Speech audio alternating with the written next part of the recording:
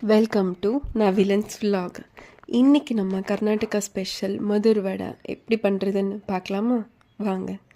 அதுக்கு 1 கப் அரிசி மாவு, 1/2 கப் மைதா, 1/2 கப் ரவை, 3லேருந்து 4 பச்சை மிளகாய், சின்ன பீஸ் இஞ்சி, கருவேப்பிலை அண்ட் 1/2 கப் ஆனியன். இதுதான் நமக்கு தேவையான பொருள்.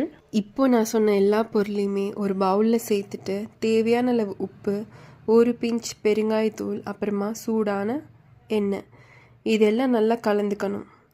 ஒரு வாழை இலையில் எண்ணெயை தடவி கொஞ்சமாக மாவு எடுத்து நல்லா மெலிசாக தட்டி போட்டு எடுத்தால் மதுர் வடை ரெடி. டீ கூட இந்த மதுர் வடையை சாப்பிட்டோன்னா ஆஹா அப்படி இருக்கும். ஒரு வாட்டி ட்ரை பண்ணி பாருங்கள். இந்த ரெசிபி உங்களுக்கு பிடிச்சிருந்துச்சின்னா வீட்டில் ட்ரை பண்ணிவிட்டு எப்படி இருக்குன்னு சொல்லுங்கள். அப்படியே நம்ம சேனலை சப்ஸ்கிரைப் பண்ணி சப்போர்ட் பண்ணுங்கள்.